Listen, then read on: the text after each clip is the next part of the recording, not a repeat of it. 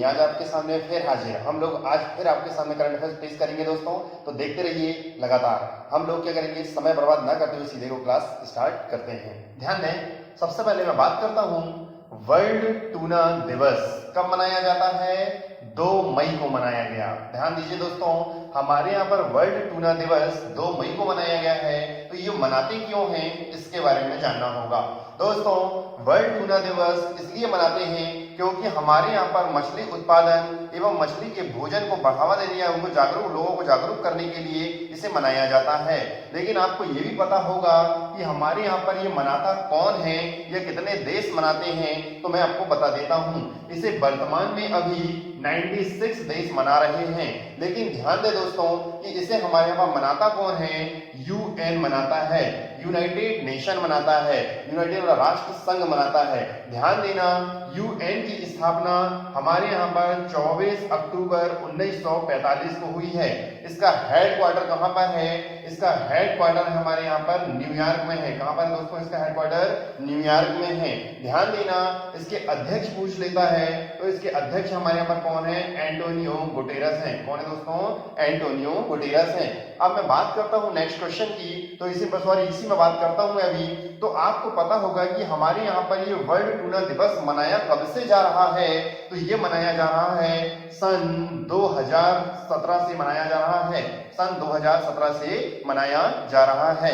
Clear हुआ दोस्तों। चलिए मैं बात करता हूं नेक्स्ट क्वेश्चन की। तो आता है हमारे यहाँ पर ऑस्ट्रेलिया की cricket team ICC test ranking में शीर्ष स्थान पर रहा है। तो ऑस्ट्रेलिया कौन से स्थान पर रहा है दोस्तों, तो ऑस्ट्रेलिया हमारे पास शीर्ष स्थान पर रहा है। तो दूसरे स्थान पर भी आपको पता होना चाहिए, तो दूसरे स्थान पर रहा है हमारे यहाँ पर कौन, न्यूजीलैंड रहा है। और तीसरे स्थान पर कौन रहा है, तो तीसरे स्थान पर हमारा भारत रहा है दोस्तों। क्लियर हुआ। तो पहले स्थान पर कौन है, हमारे यहाँ पर ऑस्ट्रेलिया है, दूसरे स्थान पर कौन रहा है, न्यूजीलैंड, और तीसरे स्थान पर कौन रहा है दोस्तों, भारत रहा है। लेकिन इसमें एक टर्म आया हुआ है आईसीसी टेस्ट। ध्यान दीजिएगा, आईसीसी के बारे में शायद मैंने कल भी बताया था, परसों भी बताया था, लेकिन आज एक बार और बता देता हूं।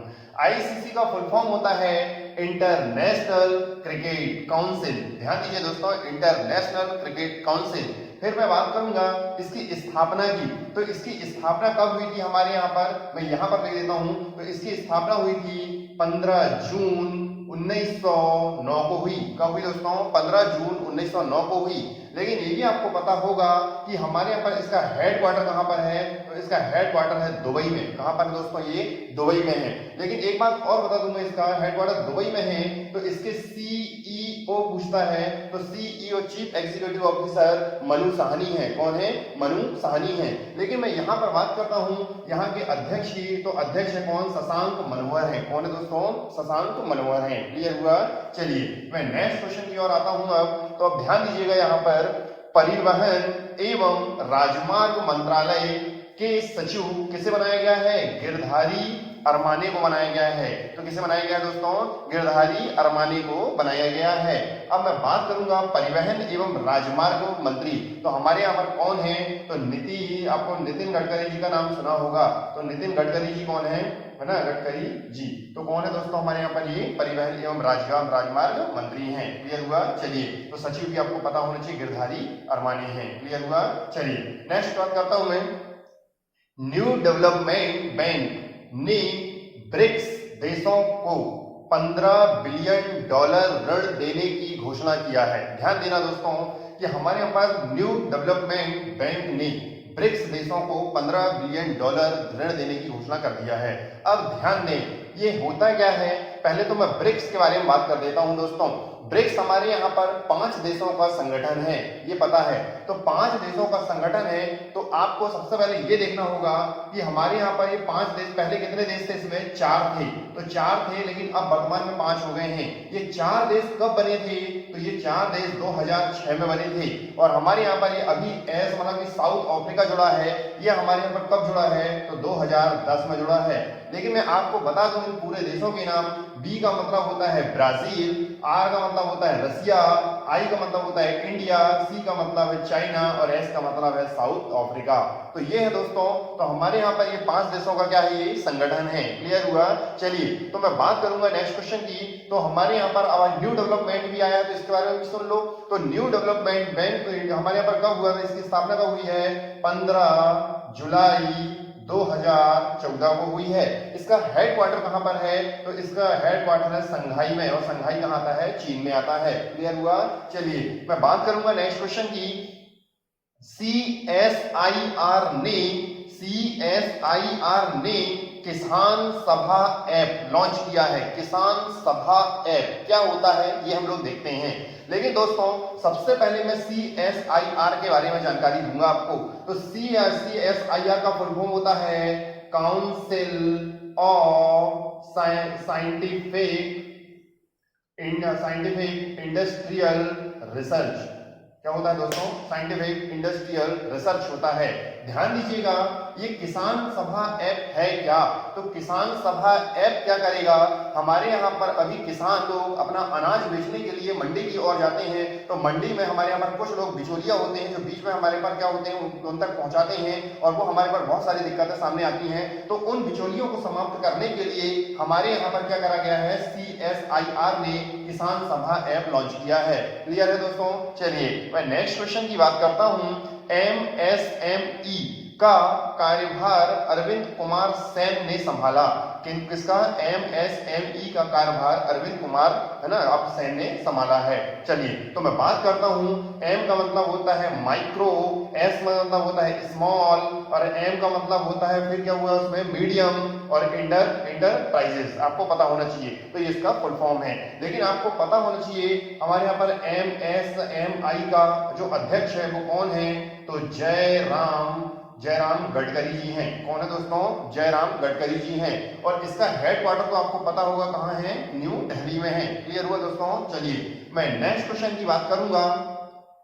कोविड-19 को वे हमें विघटित करने के लिए माइक्रोवेव स्टेरिलाइजर अतुल्य, कौन सा, माइक्रोवेव स्टेरिलाइजर अतुल्य हमारे पास लॉन्च किया गया है। ध्यान दीजिए दोस्तों, तो इसे लॉन्च किया गया है, तो किसने किया है वो भी देखेंगे। लेकिन ये करेगा क्या, पहले ये देखें दोस्तों। हमारे यहाँ पर इसमें क्या होगा कि 56 डिग्री सेल्सियस का तापमान से लेकर 60 डिग्री सेल्सियस तापमान तक ये क्या करेगा, उत्पन्न करेगा। और इससे हमारे यहाँ पर क्या होगा कि जो कोविड-19 जो वायरस है वो हमारे पर इससे विघटित हो जाएगा, अर्थात समाप्त हो जाएगा। लेकिन ध्यान दें कि हमारे यहाँ पर इसे बनाया है, तो किसने बनाया है, तो इसे बनाया है DIAT ने बनाया है। DIAT ने बनाया है। आपको पता होना चाहिए कहाँ की संस्था है हमारे यहाँ पर, तो ये हमारे यहाँ पर पुणे की है। कहाँ की है दोस्तों, पुणे की।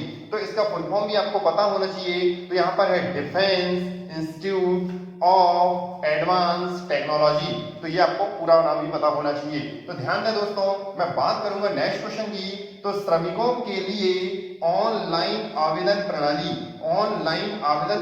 किसने शुरू किया है, कर्नाटक ने शुरू किया है। ध्यान दें दोस्तों, हमारे यहाँ पर श्रमिकों के लिए ऑनलाइन आवेदन प्रणाली कर्नाटक ने शुरू किया है। तो इसके बारे में भी आपको सुनना होगा। तो ध्यान दें दोस्तों, अभी हमारे यहाँ पर आपने देखा है कि लॉकडाउन के चलते हुए बहुत सारे जो मजदूर व श्रमिक वर्ग के लोग हैं वो हमारे यहाँ पर कर्नाटक के बाहर फंसे हुए हैं, और अन्य राज्यों के हमारे कर्नाटक में फंसे हुए हैं। तो इन लोगों को एक स्थान से दूसरे अपने घर जाने के लिए हमारे पर एक ऑनलाइन आवेदन करना होगा, और उनके लिए एक पास बनाना होगा, और यही पास क्या होगा, उनको घर पहुंचाने में सहायक होंगे। तो ध्यान दीजिए दोस्तों, तो इसलिए उन्होंने क्या करा है, आवेदन प्रणाली हमारे यहाँ पर ये शुरू किया है। किसने किया है, ये कर्नाटक ने शुरू किया है। क्लियर है दोस्तों? चलिए, मैं बात करूंगा कि हमारे यहाँ पर कर्नाटक ने किया है, तो इसके बारे में बता देता हूं। तो इसकी राजधानी क्या है हमारे यहाँ पर, तो आपने देखा होगा बेंगलुरु है। लेकिन हमारे यहाँ पर BS येदियुरप्पा का नाम सुना है आप लोगों ने, यहाँ ही कौन है, ये CM है। क्लियर है? चलिए, और गवर्नर की बात कर देता हूं। तो आपने देखा होगा वजुभाई वाला। तो वजुभाई वाला कौन है दोस्तों, गवर्नर है। क्लियर हुआ? चलिए, मैं नेक्स्ट क्वेश्चन की बात करूंगा।